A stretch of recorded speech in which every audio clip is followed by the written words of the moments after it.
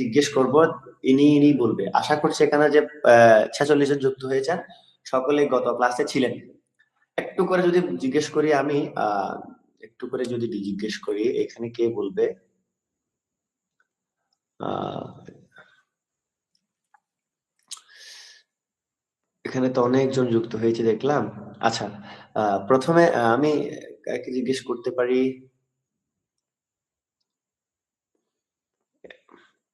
রতন রয় দাদা মহোদয়। হ্যাঁ, আপনাকে আপনি একটু আছেন রতন? রতন রয় দাদা মহোদয়, আপনি থাকলে একটু আনমিউট করে রেসপন্স করুন। আছেন? আচ্ছা, উনি হয়তো ব্যস্ত রয়েছেন। আর এখানে জ্যোতি দিদিকে দেখা যাচ্ছে। দিদি, আপনি কি গত ক্লাসটি করেছিলেন? হ্যাঁ দাদা, করেছিলাম। Thank you. আপনি কি বলতে পারবেন অনুষ্টুপ ছন্দ সম্পর্কে একটু যদি বলতেন? অনুষ্ঠুপ ছন্দ, ছন্দে মোট 32টি অক্ষর থাকে। 16 অক্ষরের এক একটি লাইন, 8টি অক্ষর পর পর থামতে হবে।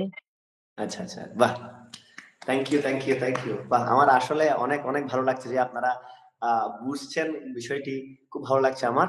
আচ্ছা, এবার বলবে মুনমুন দিদি।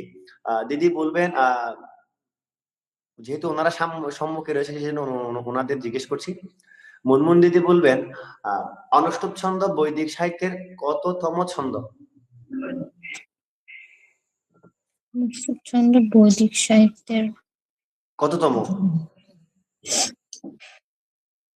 এখানে না পারি সমস্যা নেই, এখানে আমিও শিখতে আসছি। এখানে আমি একটি বিষয় ক্লিয়ার করি। এখানে আমি যা পারি তা আপনার সাথে আলোচনা করব, আর আমি যা পারি না তা আপনাদের কাছ থেকে আমি অধ্যয়ন করব, শিখবো। এখানে আমি সকলের ছোট, জাস্ট আলোচনা, ধর্মচক্র বলা যায় এটা, ভার্চুয়াল ধর্মচক্র। ভুলে গেছে। আচ্ছা আচ্ছা, আর আমি বলি তাহলে, বৈদিক সাহিত্যে 7টি ছন্দ রয়েছে। 7টি ছন্দের মধ্যে গায়ত্রী হচ্ছে প্রথম, অন্তিম হচ্ছে আহ জগতী, আর অনুষ্টুপ হচ্ছে তৃতীয়, ত্রিষ্টুপ হচ্ছে ষষ্ঠতম ছন্দ। হয়তো আপনারা বিষয়টি বুঝতে পেরেছেন। যাই হোক, অসংখ্য ধন্যবাদ। এবার আর কাউকে জিজ্ঞেস করতে পারি?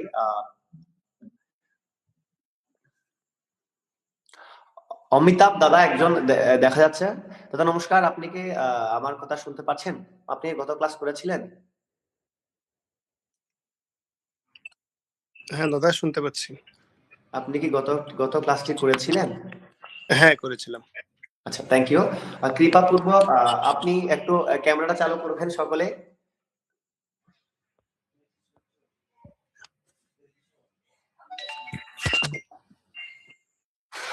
চালু করবেন।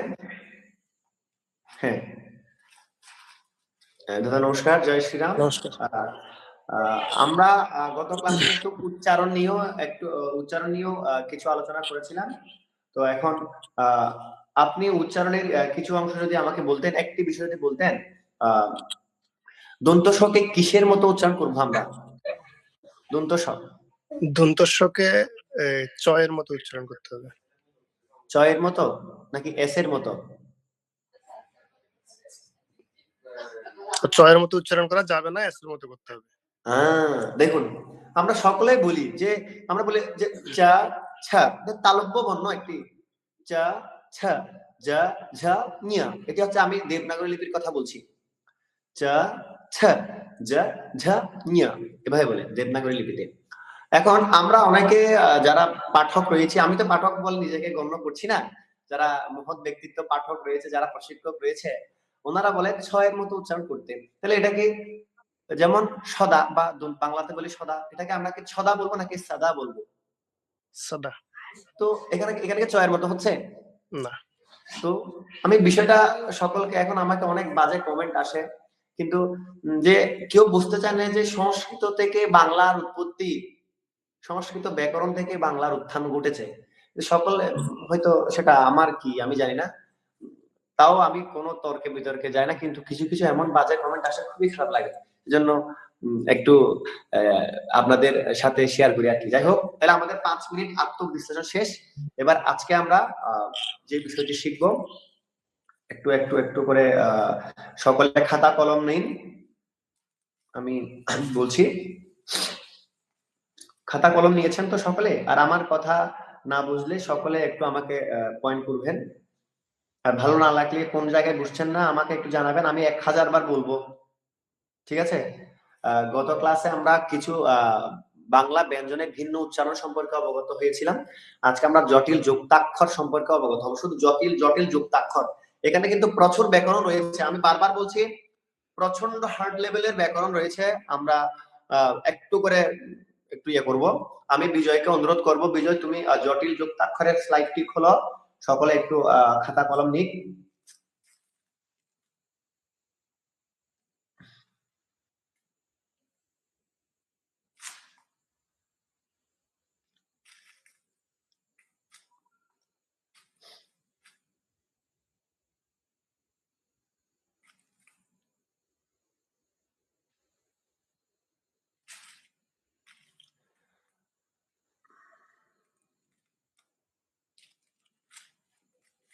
হ্যাঁ, থ্যাংক ইউ। প্রথমে জটিল যুক্তাক্ষর, জটিল যুক্তাক্ষরটি একটু খোলো কষ্ট করে, একটু একটু জুম করো, হালকা জুম করো। আর না করলে সমস্যা নেই, হয়তো সকলে দেখতে পাচ্ছেন। জটিল যুক্তাক্ষর সমূহ। আগে আমরা উচ্চারণ সম্পর্কে অবগত হব। আমি পূর্বেই বলেছিলাম। হ্যাঁ, খুলে রাখো, একটু জুম করে খুলে রাখো। আর খুলে রেখে আপনারা সকলে আমার কথাটা শ্রবণ করুন। এইটুকু হবে, আমি যা বলি তার 10% আপনারা অনুধাবন করলেই হবে। দেখুন, আমরা কিন্তু যে যার মতো করে গীতা পাঠ করি। গতকাল আমাকে একজন ব্যক্তিত্ব কমেন্ট করেছেন, ওয়াজের মতো নাকি আমার গীতা পাঠ ওনার মনে হয়। তো আমি ওনাকে কিন্তু মানে অশালীন ভাবে কিছু বলতে পারতাম, বা ওনাকে প্রশ্ন করতে পারতাম, কিন্তু আমি করিনি। কারণ ওনার পেজে ঢুকে দেখলাম, এটা ওনার পেজ ছিল, 11,000 মতো অনুসারী রয়েছে, এবং উনি ধর্ম ধর্ম নিয়ে অনেক কিছু করছে, অনেক গীতা স্কুল চালাচ্ছে, এবং অনেক গীতার শ্লোকও পাঠ করেছে, অনেক বাচ্চাদের শেখাচ্ছে। আমি সেগুলো দেখেছি, আমারটা আমি বুঝে নিয়েছি। আমি ওনাকে আর কিছু বলিনি যে এটা। তো যাই হোক, সেজন্য আমি আবার বলবো যে আমরা আগে যেভাবে গীতা পাঠ করে এসেছি সেটা রাখুন। এখন অন্ততপক্ষে আমাদের সঠিকটা জানা উচিত। যে আমাদের, আপনি কি জানেন, আপনি দৈনন্দিন নিত্য যে যে মন্ত্রগুলো পাঠ করছেন, সেই মন্ত্রের পেছনে বিশদ ব্যাকরণ লুপ্ত রয়েছে।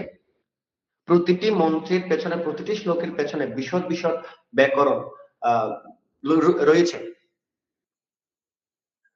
যে বেদাঙ্গ বিষয়, যে বেদাঙ্গ শিক্ষা, কল্প, নিরুক্ত, ছন্দ, ব্যাকরণ, জ্যোতিষ, বেদাঙ্গ, বেদ পাঠের সহায়ক গ্রন্থকে বেদাঙ্গ বলা হয়। আপনি বেদ পাঠ করার জন্য আগে বেদাঙ্গ অধ্যয়ন করতে হবে আপনার। যে আমরা যে আ অ পড়ছি, সবকিছু কিন্তু বেদাঙ্গ বিষয় থেকে আনিত এসেছে।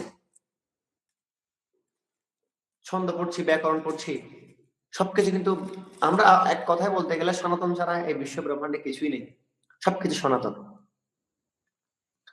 তো আমি বলছি, আগে যেভাবে পাঠ করেছেন, আমরা হয়তো আগে 3 অক্ষর পরে ছেদ করেছি, 4 অক্ষর পরে ছেদ করেছি, 5 অক্ষর পরে ছেদ করেছি, বিষয়টা এখন নয়।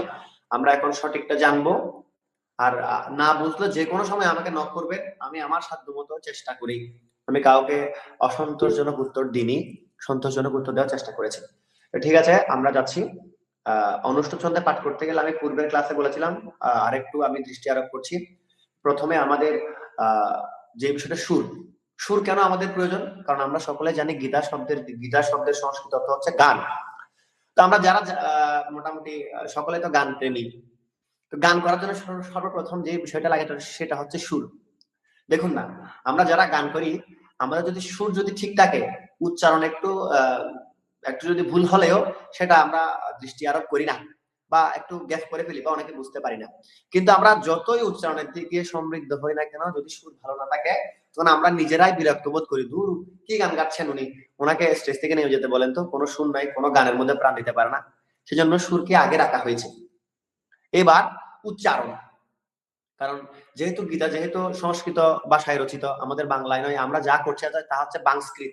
আমরা যেভাবে বাংলিশ লিখি, যে আমরা SMS করি, টেক্সট করি, যে কেমন আছেন, KMN, এভাবে করি, তাহলে আমরা ইংরেজিকে বাংলিশ করে লিখি। কিন্তু আমরা গীতা পড়ার ক্ষেত্রেও কি করি? সংস্কৃত পড়ি না, আমরা বাংস্কৃত পড়ি। সংস্কৃত ভাষাকে বাংলা বর্ণের উপর, বাংলা লেখার উপর, বাংলা ভাষার উপর কনভার্ট করে পড়ি। এটা হচ্ছে কথা। তো সেই জন্য আমাদের সংস্কৃতটা সংস্কৃতের মতো করতে হবে। আর আশা করছি আপনারাও পাবেন সেই সুযোগ। আমি অতি শীঘ্রই সংস্কৃত অক্ষর, সংস্কৃত বর্ণ এবং সংস্কৃত সকল কিভাবে সংস্কৃত রিডিং পড়বেন সেই বিষয় নিয়েও একটি কার্যক্রম চালু করব ফ্রিতে, যদি আপনাদের সমর্থন থাকে।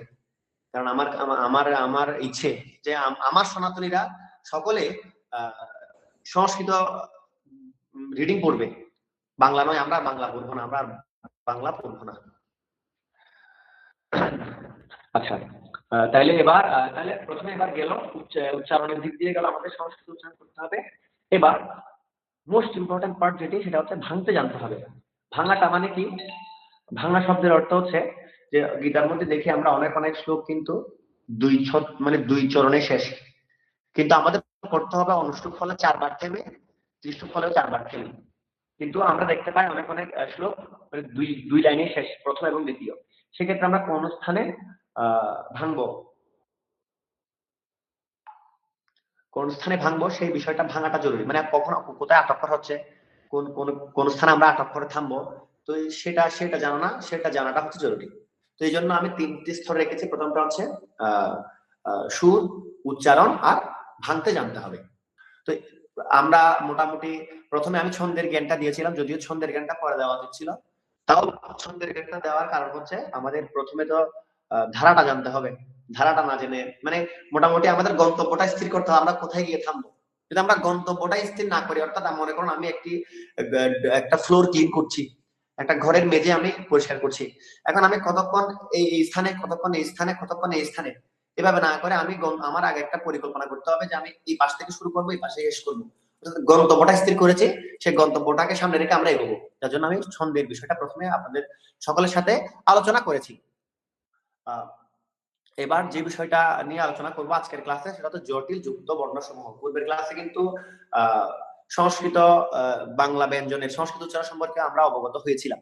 তো আজকে জটিল যুক্তাক্ষর সম্পর্কে আমরা অবগত হব। রিমন দাস বলতে, দাদা কথাগুলো একটু ধীরে গতিতে বলবেন। আসলে ধন্যবাদ এটাও, কারণ আমি ক্লাস করতে করতে হয়তো বেশি হয়ে গেছি, সেজন্য ধন্যবাদ ভাই। এটা একটা জড়তা, দেখুন এটাই আমার একটা জড়তা, আমি একটু স্পিডে কথা বলছি। ঠিক আছে, ধন্যবাদ। আমি আরেকটু আস্তে বলার চেষ্টা করছি। এবার আমরা জানবো জটিল যুক্তাবর্ণ সমূহ, অর্থাৎ যুক্তবর্ণকে আমরা কিভাবে উচ্চারণ করি। প্রথমে রেখেছি আমি কিয়কে, যেটাকে আমরা কসমলিক্য বলি। এই কসমলিক্য যুক্তাক্ষরটি ক হসন্ত আর মূর্ধন্য সুযোগে হয়। তাইলে আমরা দেখতে পাচ্ছি স্লাইডে কুরুক্ষেত্র, বাংলাতে দেখতে পাচ্ছি কুরুক্ষেত্র। এটাকে সংস্কৃত উচ্চারণের ক্ষেত্রে আমরা কিভাবে উচ্চারণ করতে পারি? আমি প্রথমে বলেছি ক আর ক হসন্ত আর মূর্ধন্য সুযোগে হয় কিয়। আমি পূর্বের ক্লাসে বলেছিলাম যে ক হসন্ত, অর্থাৎ যে কোনো বর্ণের নিচে যদি হসন্ত চিহ্নটি যুক্ত হয় তবে সেই বর্ণের উচ্চারণ অর্ধেক করব।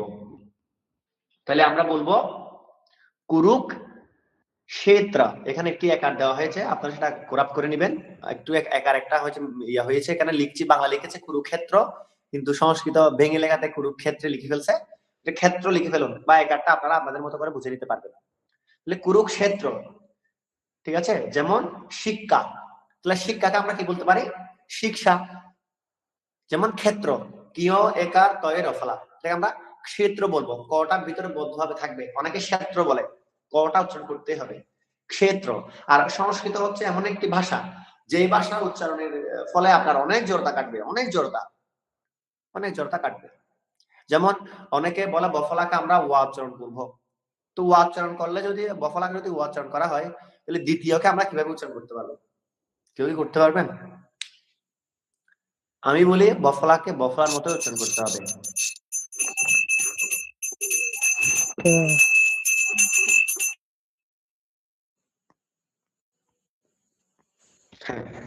যে আমি বফলা বললেন নাকি জফলা বললেন? আমি বফলা বললাম, বফলা মানে বফলা। ধন্যবাদ দাদা। আচ্ছা ঠিক আছে। তাহলে বফলাকে বফলার মতো উচ্চারণ করতে হবে। যেমন আমরা যদি বলি, অনেকে বলে সরস্বতী, ওয়াতি হবে না, সরস্বতী, ওকে বর মতো উচ্চারণ করতে হবে। অর্থাৎ ব এবং বর মধ্যে পার্থক্য রয়েছে, সেটি আমি আজকে আলোচনা করব। তাহলে কিও নিয়ে কারো কোনো সমস্যা নেই, আমি ধরে নিতে পারছি। এবার তারপরে যে ব্যঞ্জনটি আমরা দেখতে পাচ্ছি, সেই ব্যঞ্জনটি হচ্ছে জয় নিয়। জ হসন্ত আর নিয় যদি হয় উক্ত যুক্তাক্ষরটি। আমরা যদি বাংলা শব্দ বলি, বাংলা শব্দ গঠন করি উক্ত যুক্তাক্ষর দিয়ে, তাহলে বিজ্ঞান। কিন্তু সংস্কৃত শ্লোক উচ্চারণে এটাকে বলতে হবে বিজ্ঞান। এবার অনেকে বলে বিজ্ঞান, বিজ্ঞান কেন হচ্ছে না, বিজ্ঞান কেন হচ্ছে, বিজ্ঞান কেন হচ্ছে বিজ্ঞান? আমরা তো সকলে অবগত, যখন নিয় বর্ণটির সাথে বর্গীয় জ বর্ণটি যুক্ত হবে এবং বর্গীয় জ বর্ণটি প্রথমে থাকবে, তখন বর্গীয় জ উচ্চারণ গ করতে হয়, সেটা আমরা সকলেই জানি। যখন নিয়র সাথে বর্গীয় জ বর্ণটি যুক্ত হবে, তখন বর্গীয় জর উচ্চারণ বর্গীয় জর মতো করতে হবে, মানে সরি গর মতো করতে হবে। এবার নিয়ের উচ্চারণ দন্তন কেন হলো? আমি বিজয়কে অনুরোধ করব, বিজয় তুমি একটু ব্যঞ্জন বর্ণের এটা একটু খোলো, শার্টটা একটু খোলো, ব্যঞ্জন বর্ণের শার্টটা একটু খোলো। বিজয়, আমার কথা শুনতে পাচ্ছ? ব্যঞ্জন বর্ণের যে একটা এটা বড়, একটু ছোট করো, একটু ছোট করো। আমি যে বিষয়গুলো বলবো এখন, সেই বিষয়গুলো আপনারা একটু একটু নোট করবেন, খুবই গুরুত্বপূর্ণ বিষয়, হয়তো আপনারা আগে পড়েছেন ছোটবেলায়, আমি আবারও আরেকটু আপনাদের মনে করানোর চেষ্টা করছি। খোলো, একটু লম্বা করে দাও।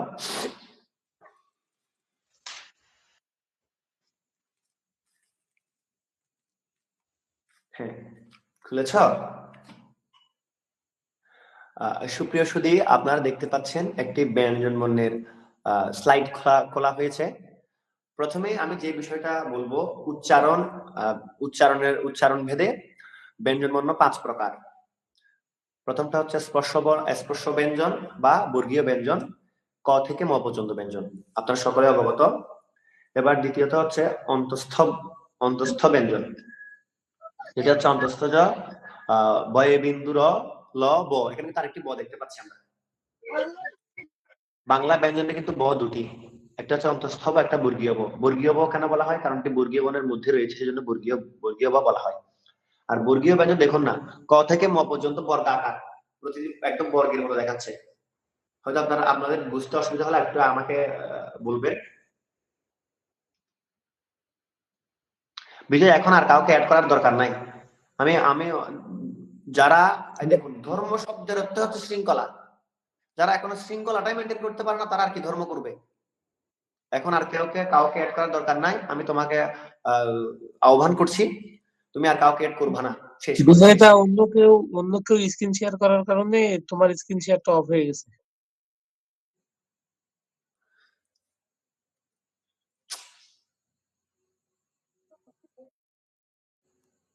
আমাদের সময় কিন্তু খুবই গুরুত্বপূর্ণ সময়। আমরা বারবার বলবো, কে কে করেছে স্ক্রিন শেয়ারটা, কে করেছে? বিশ্বজিৎ দাদা কে করেছে স্ক্রিন শেয়ারটা, একটু আমাকে জানান তো কে করেছে। নামটা দেখা যাচ্ছে না। শ্রী শ্রী প্রিয়তোষ রায়, উনি কেন করেছে? উনি কেন স্ক্রিন শেয়ার করবে, স্ক্রিন শেয়ার করবে? শ্রী পরিতোষ দাদা, হ্যাঁ, আপনার স্ক্রিন শেয়ারটা অফ করেন।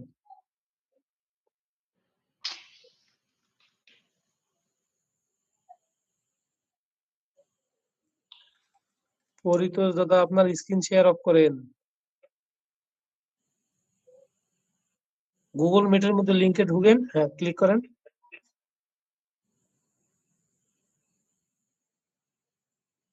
হ্যাঁ, অন অফ হয়েছে।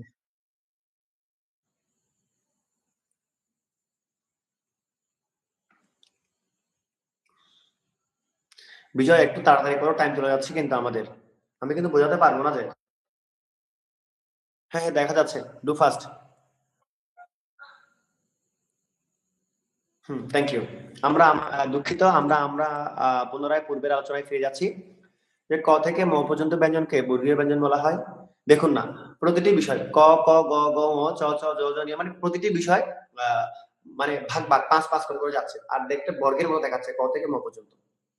এটাকে স্পর্শ ব্যঞ্জনে বলা হয়। স্পর্শ ব্যঞ্জন বলার কারণ কি? কারণ এই বর্ণ উচ্চারণের ক্ষেত্রে আমাদের কি দন্ত, জিহ্বা, ওষ্ঠ, তালু সবকিছু স্পর্শ করে উচ্চারণ হয়। এই জন্য এটাকে স্পর্শ ব্যঞ্জন বলা হয়। আমি কিন্তু একদম আমাদের মতো করে বলার চেষ্টা করছি, আপনারা যাতে সহজে বুঝে নেন।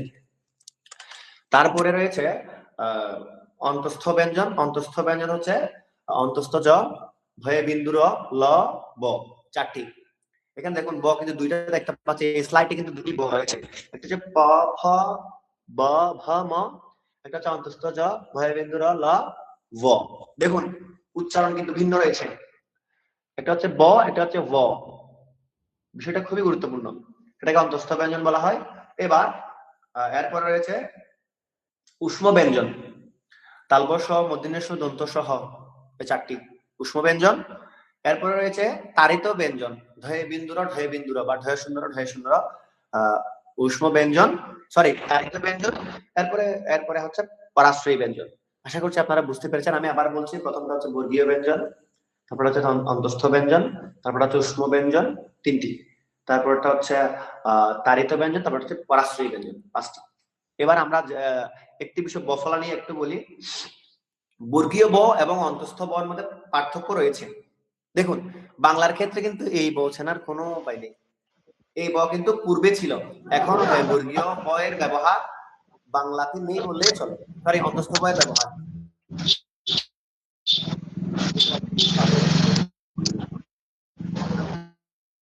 হ্যাঁ দিচ্ছি দিচ্ছি দিচ্ছি মহোদয়, দিচ্ছি একটু একটু আমি দেব। বাংলাতে পিডিএফটা দিয়ে দিন, পিডিএফ।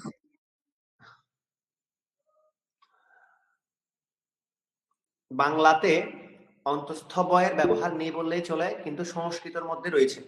আমি বিজয়কে একটি স্লাইড পাঠিয়েছি, সেই স্লাইডটা একটু ওপেন করো বিজয়। সংস্কৃত ব্যঞ্জনের একটি পাঠিয়েছি সংস্কৃত, এটা একটু খোলো, তাড়াতাড়ি খোলো। হ্যাঁ একটু ওপেন করো, একটু বড় করে ওপেন করো এটা। হ্যাঁ দেখুন আপনারা হয়তো দেখতে পাচ্ছেন, এটি হচ্ছে আমার লেখা একটি সংস্কৃত চার্ট। এখানে দেখুন যে এখানে হ্যাঁ থ্যাংক ইউ বিজয়, যে যে একটা অক্ষর বসা মাজা হয়েছে দেখুন, এবং সেকেন্ড লাস্ট লাইনে যে এরপরে দেখুন একটি ব লিখেছি আমি, এটা পেট কাটা। বাংলার ক্ষেত্রে কিন্তু বর্গীয় ব এবং অন্তস্থ ব চেনার কোনো উপায় নেই, কিন্তু সংস্কৃতের ক্ষেত্রে রয়েছে বর্গীয় ব এবং অন্তস্থ ব চেনার উপায়। যে বটি পেট কাটা থাকবে সেই বটি, সংস্কৃতের ক্ষেত্রে যে বটি পেট কাটা থাকবে সেই বটি হচ্ছে অন্তস্থ ব, সেই ব কে উচ্চারণ করতে হবে ব, অর্থাৎ এই সামনের দাঁতের পাটি নিচে ঠোঁটের সাথে লাগিয়ে ব। আর যেটি বর্গীয় ব সেটি বর মতো উচ্চারণ করবো, আমরা যেভাবে পড়ি যে ব ফ ব ভ এইভাবে পড়বো, কিন্তু অন্তস্থ বটা ব উচ্চারণ করবো, সেটা খুবই গুরুত্বপূর্ণ। সেজন্য এটাকে আমরা অনেক কিন্তু ওয়া উচ্চারণ করি। এবার এটাকে আমরা বাংলার ক্ষেত্রে কিভাবে চিনি? আমরা তো সংস্কৃতের ক্ষেত্রে চিহ্নিত করতে পেরেছি। এখন গীতা তো আমরা বাংলায় পড়ছি, গীতার শ্লোকে তো বাংলার মধ্যেই রয়েছে ব ব আর ভ। এখন এই গীতার শ্লোকের মধ্যে আমরা কিভাবে চিহ্নিত করবো কোনটি অন্তস্থ ব কোনটি বর্গীয় ব? এই ক্ষেত্রে যে বটি স্বাধীনভাবে বসবে সেটি হচ্ছে বর্গীয় ব, যে বটি বফলা রূপে বসবে সেটি হচ্ছে অন্তস্থ ব। যেমন সমবেতা, দন্ত সম বয়কার তো আকার, সমবেতা, এখানে যে বটি ব্যবহৃত হয়েছে সেই বটি হচ্ছে বর্গীয় ব, কেননা এই বটি স্বাধীনভাবে বসে থাকে। এবার অন্তস্থ বকে কিভাবে চিহ্নিত করতে পারে? যেমন দৃষ্ট্বা, দৃষ্ট্বা, দেখুন প্রথম দৃষ্ট্বা তো পাণ্ডবা নীলকম, দেখুন ভালো করে একটু খেয়াল করুন যে দ্বিতীয় শ্লোকের প্রথম চরণের প্রথম শব্দটি ধয় রিফলা মধ্যে শয়টা বফলা, এখানে কিন্তু বটা কিন্তু স্বাধীনভাবে বসেনি, বফলার উপরে বসেছে। এইরূপ বফল রূপে যেগুলো বসবে সেগুলোকে আমাদের অন্তস্থ ব মনে করতে হবে। যেমন দ্বিতীয়, দ্বিতীয় বফলার উচ্চারণ ভালো লাগতে হবে, এখানে কিন্তু রিফলা শোনা যাচ্ছে না, রির মতো হচ্ছে না, দ্বিতীয় এভাবে বলতে হবে। এবার আমরা আমাদের পুনরায় পূর্বের আলোচনায় ফিরে যাই।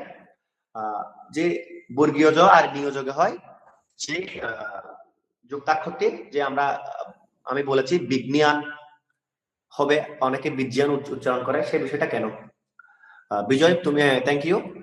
তাহলে এখানে দেখতে পাচ্ছি, দেখুন আমি পূর্বেই বলেছি যে বর্গীয় জ এবং নিয়োজকে হয় উক্ত যুক্তাক্ষরটি। বর্গীয় জ যখন নিয়োর সাথে যুক্ত হবে এবং বর্গীয় যখন প্রথম থাকবে তখন বর্গীয় জকে আমরা গড় মতো উচ্চারণ করব।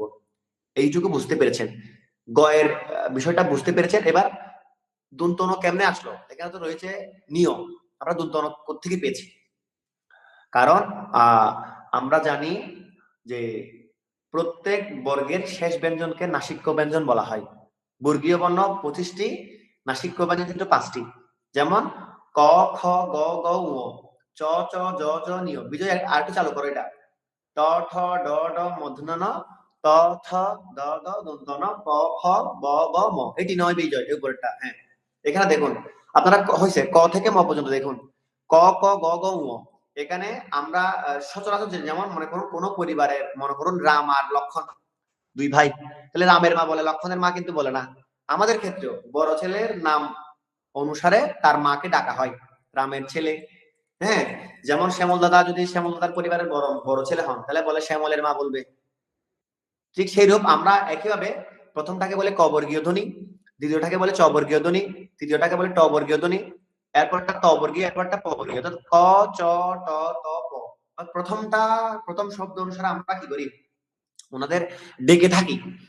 এবার প্রথমগুলোর অনুসারে নাম নাম অনুসরণ করি, প্রথম বর্ণ মেনশন করে আমরা ওদেরকে চিনি। এবং প্রত্যেক বর্গের, এখানে 5টি ভাগ, প্রত্যেক বর্গের শেষ ব্যঞ্জনকে কিন্তু আমরা নাসিক্য বর্ণ বলে চিনি। যেমন ক বর্গীয় ব্যঞ্জনের নাসিক্য ব্যঞ্জন হচ্ছে উ, চ এর নাসিক্য ব্যঞ্জন হচ্ছে নিয়, ট এর নাসিক্য ব্যঞ্জন হচ্ছে মূর্ধন্য ণ, ত এর নাসিক্য বর্ণ হচ্ছে দন্ত ন, প এর নাসিক্য বর্ণ হচ্ছে ম। এবার 5টি নাসিক্য ব্যঞ্জন হলেও এই 5টি নাসিক্য ব্যঞ্জনের আনুনাসিক উচ্চারণ কিন্তু 3টি। বিষয়টি খুবই গুরুত্বপূর্ণ। আপনারা হয়তো বুঝতে পারছেন। বিজয়, তুমি আবার আমার এই সেকেন্ড স্লাইডটা চালু করো, আমি বলছি। হ্যাঁ, থ্যাংক ইউ। তাহলে কি বললাম? প্রত্যেক বর্গের শেষ বর্ণকে নাসিক্য ব্যঞ্জন বলা হয়। নাসিক্য ব্যঞ্জন হচ্ছে 5টি। প্রথমটা হচ্ছে উ, নিয়, মূর্ধন্য ণ, দন্ত ন, ম। এই 5টি নাসিক্য বর্ণ হলেও এই 5টি নাসিক্য বর্ণের আনুনাসিক উচ্চারণ 3টি। উ এর আনুনাসিক উচ্চারণ হচ্ছে উ, নিয় এর আনুনাসিক উচ্চারণ হচ্ছে দন্ত ন, মূর্ধন্য ণ এর আনুনাসিক উচ্চারণ হচ্ছে মূর্ধন্য ণ,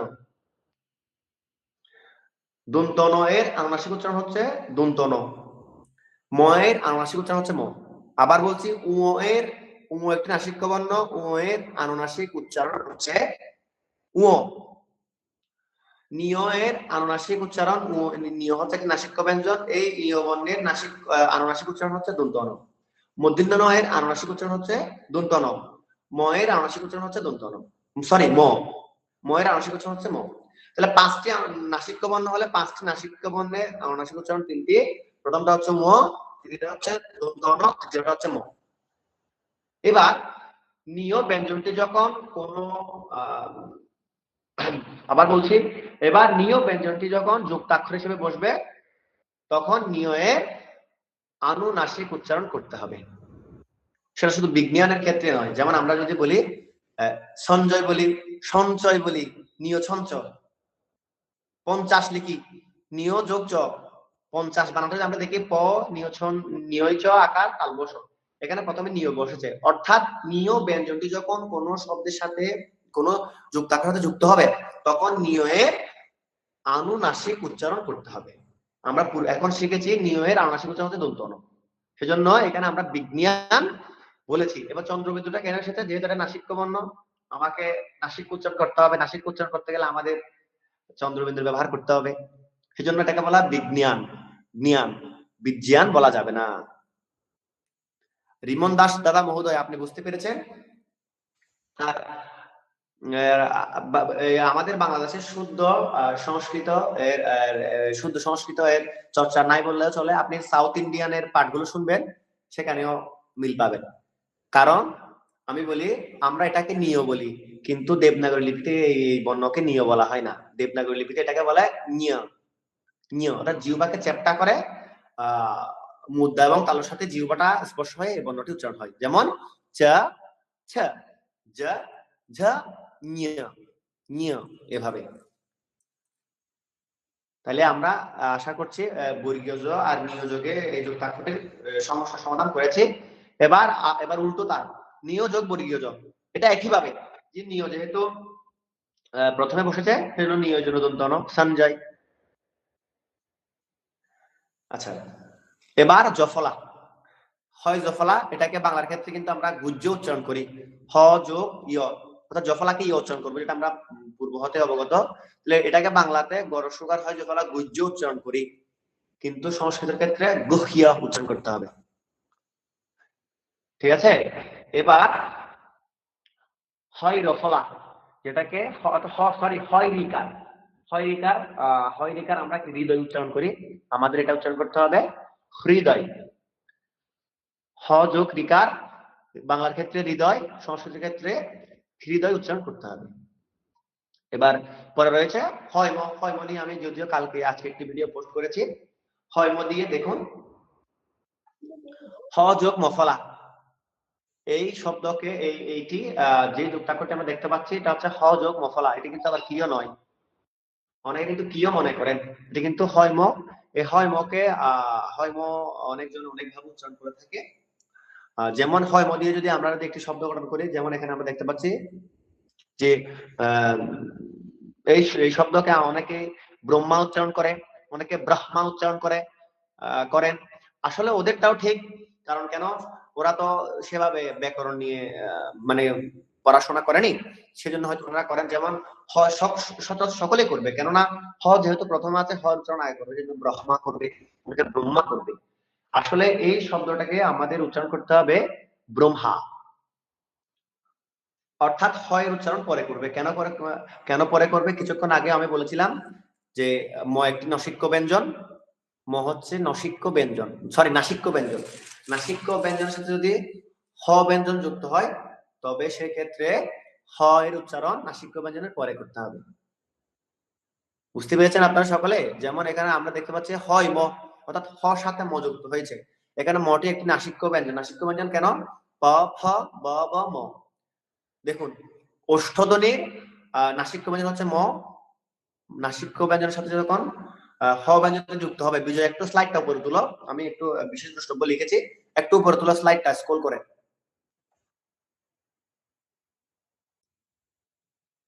হ্যাঁ, থ্যাংক ইউ। দেখুন আমি লিখেছি যে বিশেষ দ্রষ্টব্য দিয়ে লিখেছি, যদি নাসিক্য ব্যঞ্জনের সাথে হ ব্যঞ্জনটি যুক্ত হবে, যখন নাসিক্য ব্যঞ্জনের সাথে হ ব্যঞ্জন যুক্ত হবে, তখন হ এর উচ্চারণ নাসিক্য ব্যঞ্জনের পরে করতে হবে। জন্য ম সাথে হ যুক্ত হয়েছে, আমরা মকে আগে রেখে হটাকে পরে করব, ব্রহ্মা। এবার আপনাদের প্রশ্ন থাকতে পারে, হয়তো একজন পড়েওছে, আমাকে করেছিল যে কেন এটা কেন হবে, আপনি মুখে বললেন, আমি শেষ করে নেব, রেফারেন্স কি? বিষয়টা হচ্ছে, দেখুন আমরা সকলে অবগত, ক এর মহাপ্রাণ ব্যঞ্জন খ, ঠিক আছে, গ এর মহাপ্রাণ ব্যঞ্জন ঘ, এবং প এর মহাপ্রাণ ফ, ব এর মহাপ্রাণ ভ। কিন্তু ম এর কি কোনো মহাপ্রাণ ব্যঞ্জন রয়েছে? নেই। কিন্তু মহাপ্রাণ ব্যঞ্জন না থাকলেও মহাপ্রাণ উচ্চারণ রয়েছে। দেখুন ম শেষে হ রয়েছে, এম এইচ ও, আমরা যদি মকে যদি ইংরেজিতে প্রকাশ করি এম এইচ ও মহ, শেষে হটি রয়েছে। এই জন্যই যখন কোন নাসিক্য ব্যঞ্জনের সাথে হ ব্যঞ্জন যুক্ত হবে, হয় উচ্চারণটা পরে করতে হবে। যেমন আরেকটি শব্দ লিখেছি আমি, হয় ন, ন কিন্তু একটি নাসিক্য ব্যঞ্জন, হ যুক্ত হয়েছে। যেমন একটি শ্লোক আছে দ্বিতীয় অধ্যায়ের, যেই শ্লোকটি আমাদের সকলের কাছে অত্যন্ত অত্যন্ত গুরুত্বপূর্ণ শ্লোক। যেমন কোনটা, যে বসাংসি জীর্ণানিয়তা বিহায়া নবানি গৃহাতি নরোপরাণি তথা শরীরানি বিহায় জীর্ণানি অন্যানি সংয়াতি নবানি দেহি। অর্থাৎ মানুষ যেমন পুরনো বস্ত্র পরিত্যাগ করে নিত্য নতুন বস্ত্র গ্রহণ করে, তেমনি জীবাত্মা পুরনো শরীরগুলোকে ত্যাগ করে নতুন নতুন শরীর গ্রহণ করে। এই শ্লোকটা এখানে দেখুন, দ্বিতীয় ছত্রে একটি শব্দ আছে গৃহাতি, গৃহাতি, যেখানে লিখেছি হয় ন। তো এখানে হয় ন, হ যোগ নফলা, এখানে ন একটি নসিক্য ব্যঞ্জন, ন সাথে যেহেতু হ যুক্ত হয়েছে, জন্য আমাদের হকে পরে করতে হবে। যেমন গৃহাতি বলতে হবে, গৃহাতি বলা যাবে না। যেমন আমরা কিন্তু সকলেই ভুল করি, যে এখানে আমরা বলি যে চিহ্ন, এটা কিন্তু চিহ্ন নয়, এটা হবে চিহ্ন, চিহ্ন, চিহ্ন, চিহ্নিত, চিহ্ন। এবার নফলা হলে হয় নফলা হলে, যেমন পূর্বাহ্ন নয়। বাংলার ক্ষেত্রেও বলছি, কিন্তু আমরা বাংলার ক্ষেত্রেও কিন্তু বলা যাবে না। আপনারা কিন্তু বাংলার ক্ষেত্রেও এটা বলবেন না, যে চিহ্ন বলবেন না, চিহ্ন। পূর্বাহ্ন এই বিষয়টা আমরা পড়বো কম, শিখবো বেশি, অতিরিক্ত পড়বো না। তাহলে আজকের এই ক্লাস কেন্দ্রিক ক্লাসটি কাজের মানে এই যে যা আলোচনা হয়েছে সবকিছু কি বুঝেছেন? কে বুঝেননি একটু আমাকে আনমিউট করে একটু বলবেন, যিনি বোঝেননি। কোনো বিষয়ে প্রশ্ন থাকলে এই আজকের ক্লাস কেন্দ্রিক।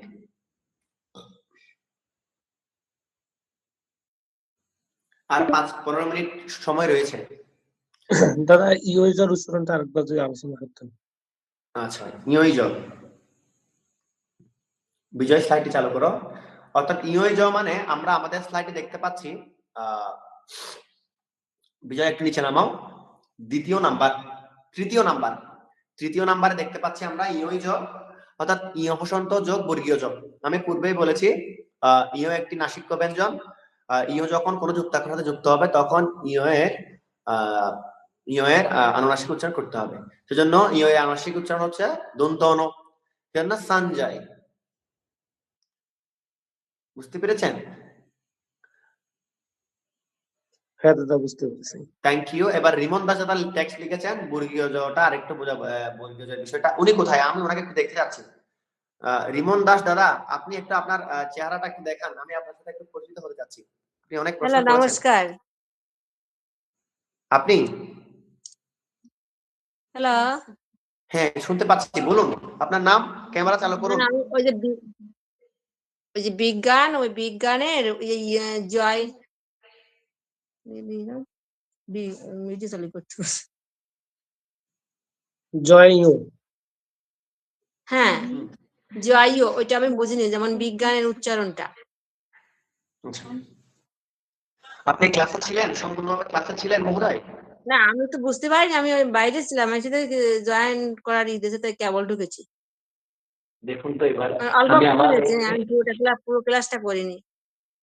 আমি বলি এটা বিজ্ঞান হচ্ছে, আমি একদম বলছি, আপনি শ্রবণ করুন।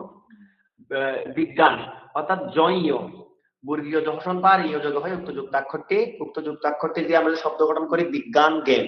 এই বিজ্ঞান বাংলা উচ্চারণ, বিজ্ঞান সংস্কৃত উচ্চারণের ক্ষেত্রে কি হবে এটাই বলতে যাচ্ছে। যখন ইয়র সাথে যখন বর্গীয় যুক্ত হবে তখন বর্গীয় উচ্চারণ আমরা গ করি, যেমন জ্ঞান বিজ্ঞান, সেটা তো আমরা সকলে জানি। আর এখানে সেজন্য গ এর বিষয়টা পেয়েছেন। এবার বিজ্ঞান কেন হলো, অনেকে বিজ্ঞান বলে। যখন নিয় বর্ণটি কোন ব্যঞ্জনের সাথে যুক্ত হিসেবে ব্যবহৃত হবে, যুক্ত বর্ণ হিসেবে ব্যবহৃত হবে, তখন নিয়ের আনুনাসিক উচ্চারণ করতে হয়। নিয় হচ্ছে একটি নাসিক্য ব্যঞ্জন। নাসিক্য ব্যঞ্জন হচ্ছে প্রত্যেক বর্গীয় বর্ণের শেষ বর্ণকে নাসিক্য বর্ণ বলা হয়। তো নিয় একটি নাসিক্য ব্যঞ্জন, নিয় নাসিক্য ব্যঞ্জনের আনুনাসিক উচ্চারণ হচ্ছে দন্ত ন। সেজন্য আমরা নিয় যখন কোনো যুক্তাক্ষরে বসবে তখন নিয়ের আমরা আনুনাসিক উচ্চারণ দন্ত ন করবো, এবং যেহেতু নাসিক্য ব্যঞ্জন সেজন্য আমরা চন্দ্রবিন্দু ব্যবহৃত করব। সেজন্য এটাকে বিজ্ঞান বলতে হবে। বিজ্ঞান নিয়ম, যেমন ইয়াজ্ঞ, যজ্ঞকে কিভাবে উচ্চারণ করবেন, যজ্ঞকে ইয়াজ্ঞ। বুঝতে পেরেছেন? জ্ঞান বিজ্ঞান এভাবে বলতে হবে, জ্ঞান বিজ্ঞান বলা যাবে না। রিমন দাস দাদাকে আমি একটু অনুরোধ করছি, আপনি একটু সম্মুখে আসুন দাদা।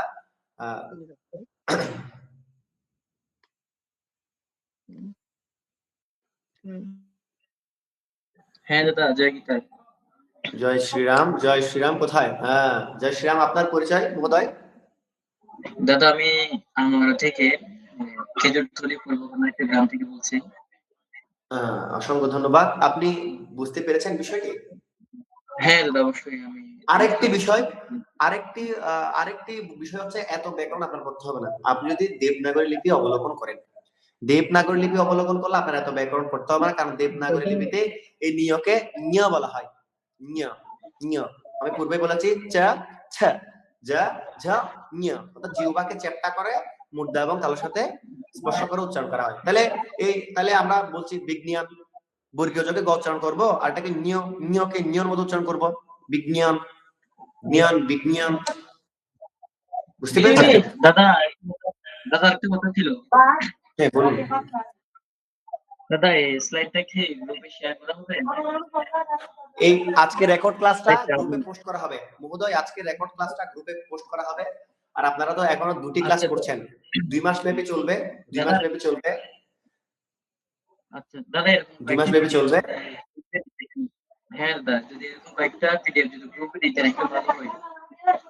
হ্যাঁ দেওয়া হবে। এই গ্রুপ এই আগে দিলে মানুষরা কিন্তু সহজে পেয়ে যাবে। দেবনাগরী লিপি পিডিএফ এখন কোনো পিডিএফ দেওয়া হবে না। যেদিন চূড়ান্ত ভাবে ক্লাস শেষ হবে তখন পিডিএফ দেওয়া হবে। এখন পিডিএফ দেওয়া হলে আগ্রহ কমে যাবে। দাদা উচ্চারণ ভিত্তিতে কি কোনো কি এক্সাম নেওয়া হবে? যে আপনি ক্লাসগুলো দিচ্ছেন অবভিয়াসলি এগুলো খুবই গুরুত্বপূর্ণ, এটা আমি বুঝি, ঠিক আছে। তো ক্লাসের পরে আপনারা একটা ব্যবস্থা করেন না যে আপনি যে ক্লাসটা দিলেন এক্স্যাক্টলি আপনি কিছু প্রশ্ন করবেন এবং অডিয়েন্সরা প্রশ্নগুলোর আনসার দিবে।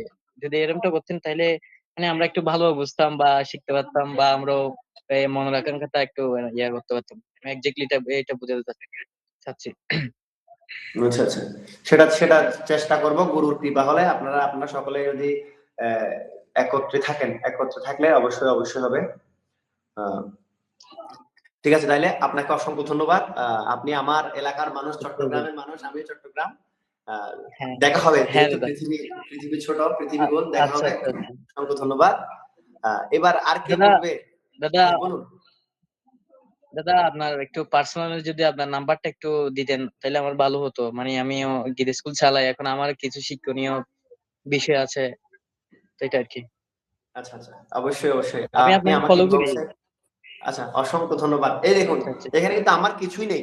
আমি মনে করি আমার কিছুই নেই, এখানে সকল কৃতিত্ব হচ্ছে ঈশ্বরের আর এবং আপনাদের আশীর্বাদ। আমার একার কিছুই নেই, আমি চেষ্টা করি মাত্র, আমার কিছুই নেই।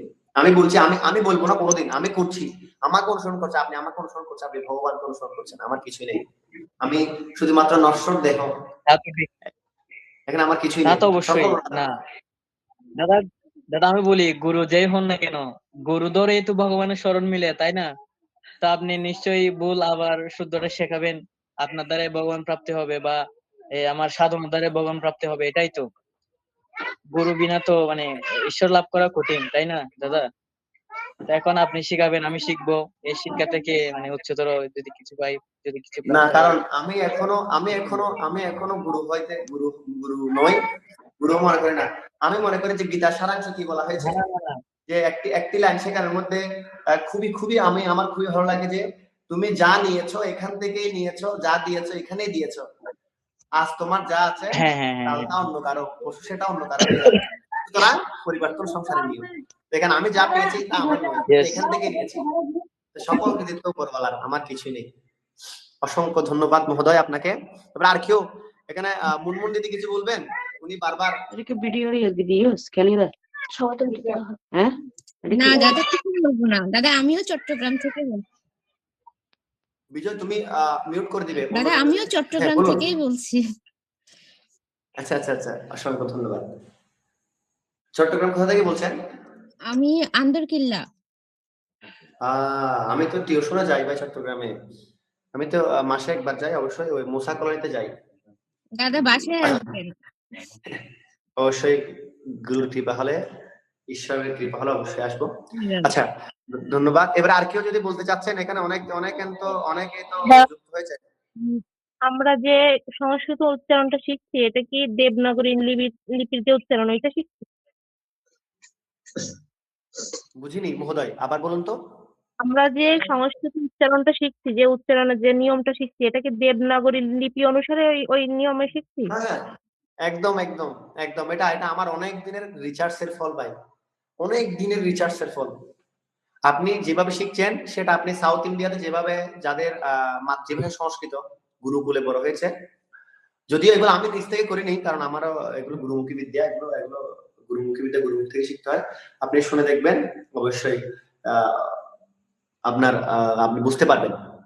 তো এই জন্যই না হলে আপনি কি দেখেছেন যে কেউ এভাবে, আমি তো দেখি নাই যে এভাবে 8 অক্ষর পর দৃষ্টফলে 11 অক্ষর পর গায়ত্রী হলে 7 অক্ষর পর। আপনি আমার পেজে আমি অনেক কিছু লিখে পোস্ট করি, দেখলে বুঝতে পারবেন। এইটুকু। না দাদা, এত ডিটেলস আসলে অন্য কারো কোনো জায়গায় আমি পাইনি, আপনার থেকে যত ডিটেলসে পাই। আমি নিজের ধর্ম মানে হচ্ছে এটা আসলে কি জানেন তো, সনাতনটাই হচ্ছে এমন, আপনি সনাতন সম্পর্কে যতই রিসার্চ করবেন ততই আপনার ভালো লাগবে, ততই আপনি সমৃদ্ধ হবেন, ততই আপনার আরো গভীর যেতে মন চাই। আমরা তো বর্তমান প্রেক্ষাপটে 20% ধর্ম করি, যে অনেকে মনে করে যে মালা জপা মালা জপি পুজো দিয়ে দুর্গা পূজা করে ও পূজা করি, বাস্তবে কিন্তু এগুলো ধর্ম নয়। ধর্ম নয় বললেও খারাপ হচ্ছে, ধর্মই, কিন্তু বাস্তবে ধর্ম নয়। কারণ এগুলোর মাধ্যমে হচ্ছে আমরা আমাদের নীতি নির্ধারককে মনে রাখি, যে আমাদের একজন নীতি নির্ধারক রয়েছে, যে আমাদের পথ দেখাবে, যে পূজা মানে পুনঃ জাগরণ করে, মানে জাগ্রত করি যে উনি আমাদের ঈশ্বর। বাস্তবে ধর্ম হচ্ছে ধৃতিক সমাদমস্তয়ম শৌচমিন্দ্রিয় নিগ্রহ ধীর বিদ্যা সৈত্যমা ক্রোধ দশকম ধর্ম লক্ষণম। আচ্ছা, মনুস্মৃতি শাস্ত্রে একটি শ্লোক আমি বলেছি যে ধৃতি, ক্ষমা, দম, অস্তেয়। ধৃতি মানে ধৈর্য, দম মানে ইন্দ্রিয় সংযম, ধৃতি, ক্ষমা, দম, অস্তেয় ইন্দ্রিয় নিগ্রহ, সুচিতে থাকা, ধীর বিদ্যা, সত্য ভাষণ, অক্রোধ, এই 10টি হচ্ছে ধর্মের লক্ষণ। যখনই এই 10টি লক্ষণ আপনি সম্পূর্ণরূপে আপনার মধ্যে অধিষ্ঠান করবে, আপনি মেনে চলতে পারবেন, তখন আপনার মধ্যে ধর্ম জাগ্রত হবে। এক কথায় ধর্ম মানে শৃঙ্খলা। আপনি না হয় দেখুন, ধর্মে বলেছে ভোরবেলা ঘুম থেকে উঠতে হবে। যখনই আপনি ঘুম থেকে উঠবেন তখন আপনার শরীর ঠিক থাকবে, আপনি শৃঙ্খলার মধ্যে পড়ছেন। ধর্ম মানে হচ্ছে শৃঙ্খলা। আপনি যখন শৃঙ্খলার মধ্যে থাকবেন তখন আপনি সুস্থ থাকবেন, সবল থাকবেন। এই জন্য সনাতনটা হচ্ছে, সনাতন নিয়ে আমাদের গর্ব করার বিষয়। আমি সনাতনী, আমি গর্বিত, এই হচ্ছে কথা। আমাদের মধ্যে সবকিছু। এখন আমি যে বলছি আপনি মানে সনাতন, আপনি এখন যা যা কাজ করছেন, যে আপনি মহোদয় আপনি এখন কি কাজ করছেন, এই দেখুন এটা আমার গুরুজির বই, বেদ বেদাঙ্গ বেদান্ত, এটা আমার গুরুজির বই। এখানে যে আপনি আপনার বয়সে আপনার কর্তব্য কি, সেটা বেদ প্রণীত। আমার বয়সে আমার কর্তব্য কি, কথা হচ্ছে এখানে খুবই সুন্দরভাবে বেদ বেদাঙ্গ বিষয়ে গুরুজি লিখেছেন যে আমি পূর্বেই বলেছি বেদ বেদাঙ্গ বেদান্ত, বেদাঙ্গর মধ্যে 6 বেদাঙ্গ শিক্ষা, কল্প, নিরুক্ত, ছন্দ, ব্যাকরণ, জ্যোতিষ। এখানে কল্পের মধ্যে আবার 4টি সূত্র রয়েছে। একটা হচ্ছে সৌত সূত্র, একটা হচ্ছে গাহ্য সূত্র, একটা হচ্ছে ধর্মসূত্র, একটা স্বল্প সূত্র। সৌত সূত্রের মধ্যে হচ্ছে যাগযজ্ঞ, ধর্মীয় বিধিবিধান সংক্রান্ত সবকিছু সেখান থেকে আগত। এবার গাহ্য সূত্র মানে হচ্ছে এক কথায় আমরা বলতে পারি পারিবারিক আইন, অর্থাৎ একজন মানুষের পরিবারের জন্ম থেকে মৃত্যু পর্যন্ত করণীয় কর্তব্য। আপনি আপনার পরিবারের জন্ম থেকে মৃত্যু যা যা কর্তব্য সেটা গাহ্য সূত্র থেকে এসেছে। তাহলে আপনি বেদের সবকিছু অনুসরণ করছেন, সবগুলো বেদ প্রণীত। তারপর ধর্মসূত্র আছে। ধর্মসূত্র মানে হচ্ছে ধর্ম, রাষ্ট্র, সমাজনিষ্ঠ নাগরিক জীবনের কর্তব্য। এটা ধর্ম, অর্থাৎ রাষ্ট্র, ধর্ম, এগুলো সবকিছু আমাদের থেকে আসছে, ধর্মসূত্র থেকে আসছে।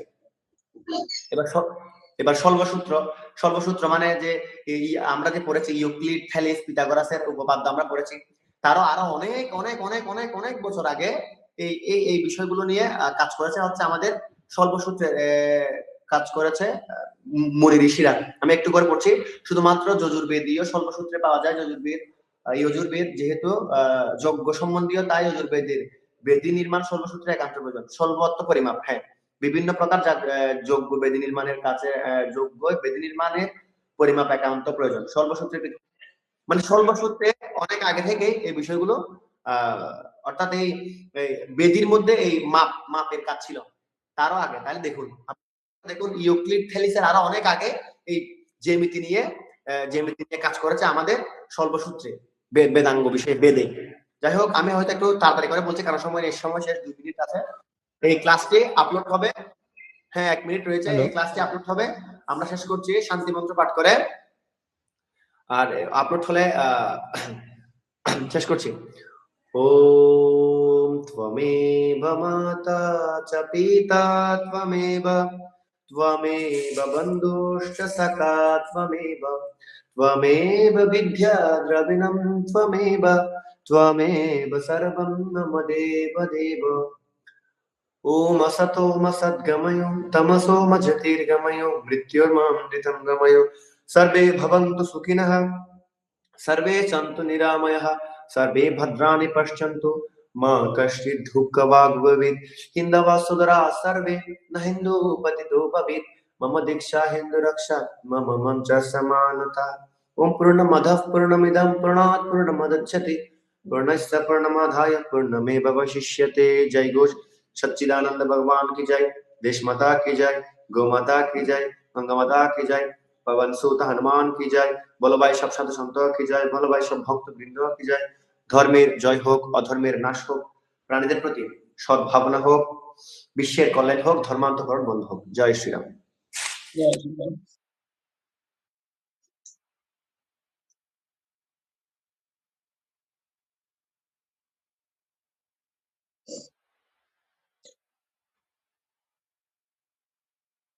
দুদা আপনি আছেন না চলে গেছেন?